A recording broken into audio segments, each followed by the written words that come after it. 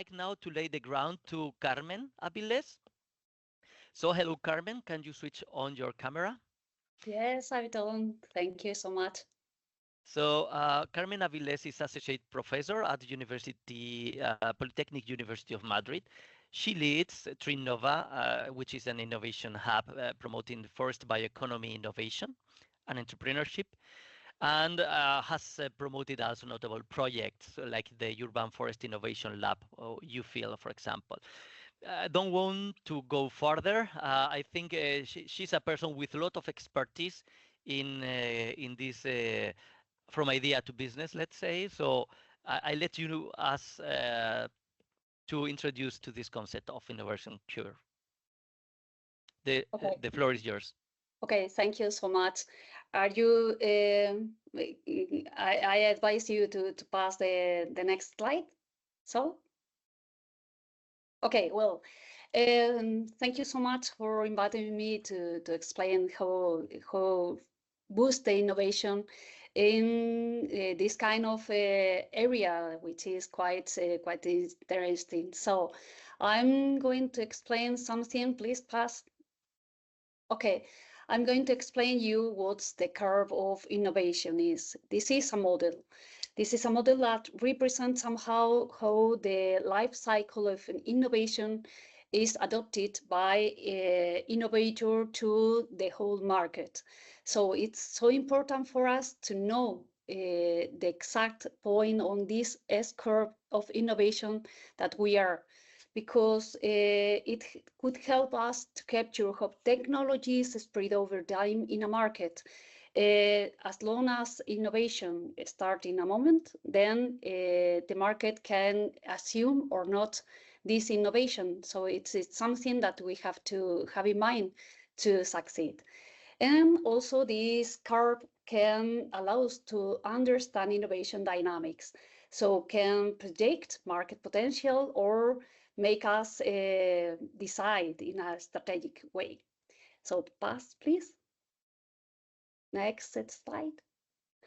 Well, why? Why is essential to understand this innovation curve? Because it let us, who you are, what kind of innovator, what kind of enterprise, what kind of whatever you are when you are putting an innovation in the market. That could help you to explain where you are. If you know where you are, you can decide the right path to succeed. So you need to know where you go. Where do you want to go with your innovation, with your enterprise, with your startup, or wherever?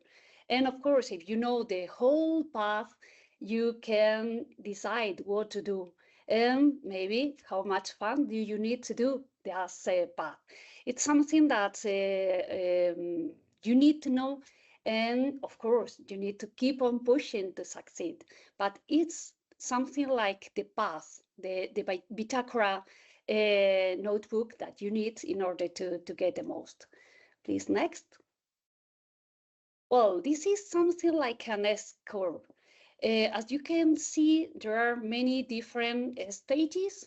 Perhaps you are an innovator who is those people who is very enthusiastic about technology and are looking for cutting edge technology and want to be the first to try new products, to try new services, to try everything in the first time. So innovator has a very high buying power, but they need to know that the innovation is not really adopted by market. So this is a very early stage on the path to succeed. Then come the early adopter, who are the first who get this kind of product.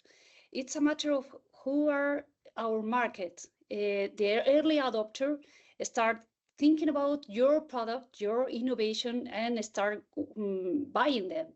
But you need to boost your innovation to a majority of the market. Then come the early majority, the late majority, or maybe the laggards, where all more people know about your product, your innovation, your service, and start adopting this kind of product in a very huge way. So that's the point. When you cross the chance point, you start looking for a succeed. As you can see, there is a similarity between this kind of market and the cash flow, which reminds you that you are alive or not. You need liquidity, you need money to go ahead. So when the market start thinking about your innovation as a very good product or service, then you can say that the valley of death is past. So you will start to have having money to do things, to have this cash flow that let you be alive. So next, this.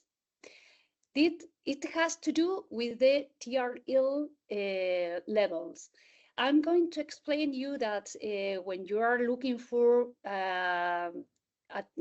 innovation, you have to know where exactly, where is the point that you are. If you are making something like a basic research, or maybe you are developing or prototyping or making a saturation of the market.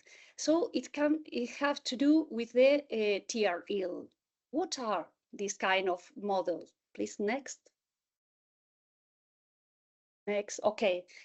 The TRL is something that you have to have in mind. Technology readiness level.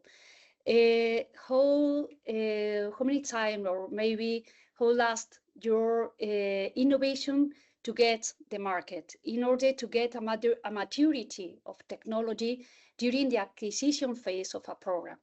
So it has 9 levels that could be a group somehow in 3 levels. Maybe you can see if you are researching, so it's TRL E1 to 3.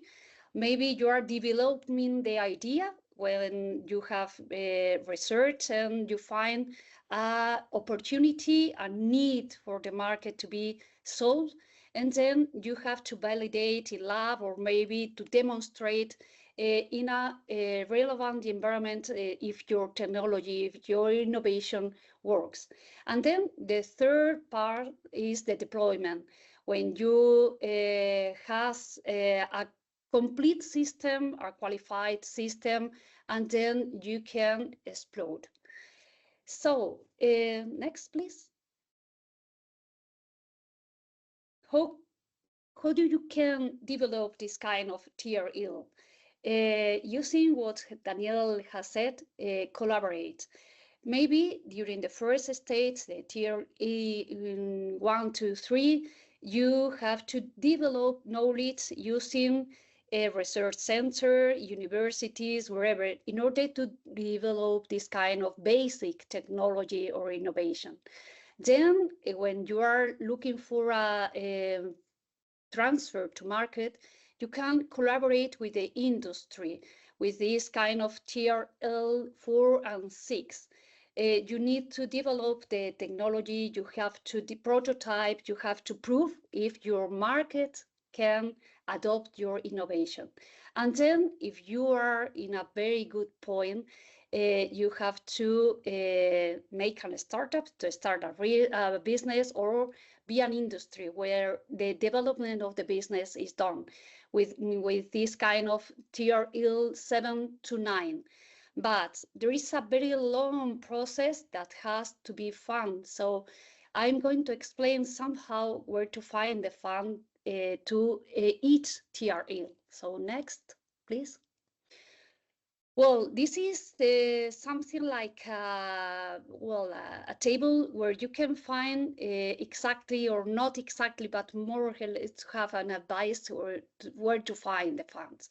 Where you are looking for funds to release a lower TRL from 1 to 3, maybe you can go for grants, maybe for business angel, maybe looking for university partnerships, or if you are here in Spain, maybe go to a CDT collaboration project. If we are looking for European funds, maybe you can go for the Horizon Europe for the initiative that is called EIC Pathfinder. Well, the links are there, so if you share the presentation, you can find the link. This kind of initiative try to boost the innovation using the research. If you are in the development TRL for 4, 6 more or less, you can find funds from venture capital or private equity, which are quite difficult because you need to explain that your innovation is no risk, which is quite difficult, and would have any market transference. But you can use the incubators or accelerator programs, like some programs that could be explained in here later, or using government program, or if you are in Spain, then it's a program that promote innovation for startups or innovator enterprises. But if you look for European funding, you can go for the Horizon Europe Transition, which is another kind of initiative that tries to fund this kind of trialing. When you are looking for deployment, this spread of the market, you can go for corporate partnership or your venture, maybe venture debt or a strategic investment if your innovation is good enough. Or maybe you can go to public market funding. When you are looking for this kind of deployment, there is a EIC accelerator, which is another initiative from Horizon Europe that tries to boost this kind of enterprises or startup that has a very large innovation way and can boost the market. So next, I think it's the last one. Okay, so that's more or less the path of innovation within this kind of startup. So make a good choice. Thank you so much.